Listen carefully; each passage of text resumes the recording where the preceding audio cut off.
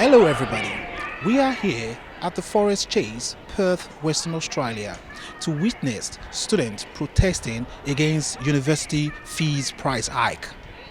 The Liberal government of Australia is contemplating on increasing student uni fees for humanities, bachelors of arts, social sciences and law. The students are not in support of this because they feel it's an infringement on their rights.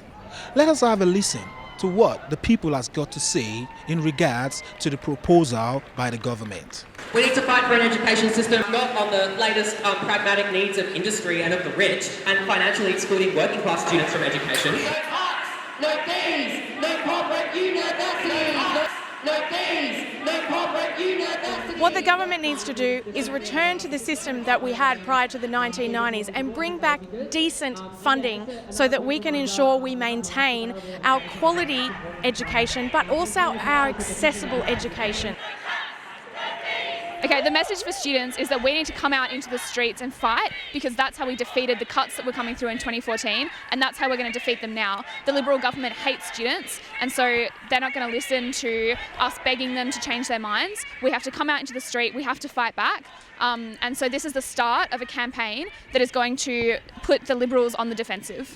And as students and as student representatives, we really see that this is bullshit. We're not going to take it lying down, but also we have an orientation to building a protest campaign that can actually challenge these cuts. And so that's what we're out here today to try and start to do is organise a series of protests around the country. And there have been demos in other cities today as well. Really we think that through a consistent militant campaign of large street demonstrations and actions on campuses, we can really do a lot to drive, a wedge, in these cuts and push back against the government. And so that's what we really want to do. And that's what we're out here doing today. But where we see the problem starts actually well before COVID-19. For 3 decades, but particularly the last decade, governments and particularly the Liberal Party governments have slashed funding to universities. Back in the 90s, the government funded about 85% of higher education. Now they fund about 35%. That's really significant, and that's the reason why universities have had to go elsewhere and actually rely on international student income. In the past 3 years alone, the Liberal government has slashed billions of dollars in funding for universities. And now we see that Dan Tehan wants to bring in this restructuring of fees, and basically the bottom line in that is they're going to cut fees.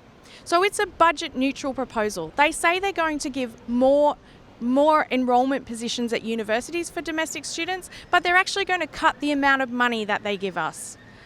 When the government tried to deregulate fees in 2014, students had a huge, massive and militant campaign against that, and we actually managed to defeat the changes that the Liberal government tried to put through then. Students will not take that lying down. I think they should be free, fully available public institutions. People should be able to study whatever they want for the betterment of themselves and society. They should not be about just meeting the needs of Australian corporations, of things like the mining industry.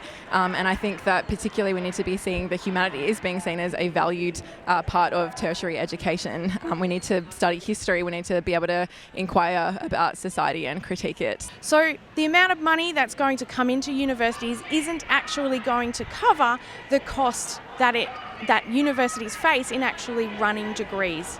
So we're facing a huge problem. Some students, if this proposal gets in, who want to study law, who want to study humanities, who want to study commerce, they're going to be paying $14,500 in fees each year for their degree.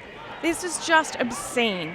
Meanwhile, the government, in wanting to promote what they call job-ready degrees, is cutting the fees that students have to pay for other degrees, mostly in the STEM areas.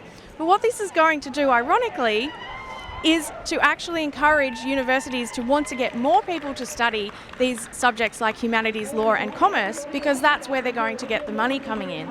And they're actually going to have to cut places in these reduced fees STEM courses because they won't actually be able to afford to run them.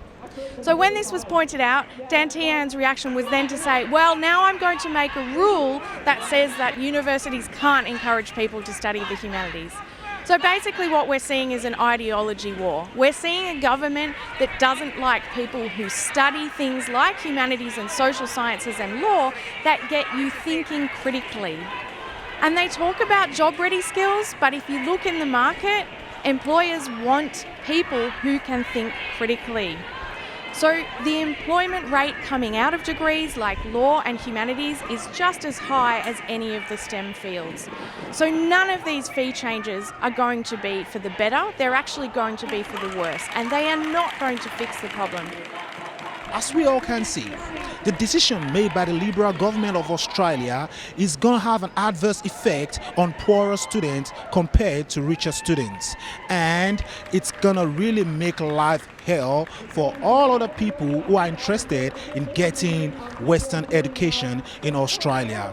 It's Tony ETC for Community Television Broadcasting.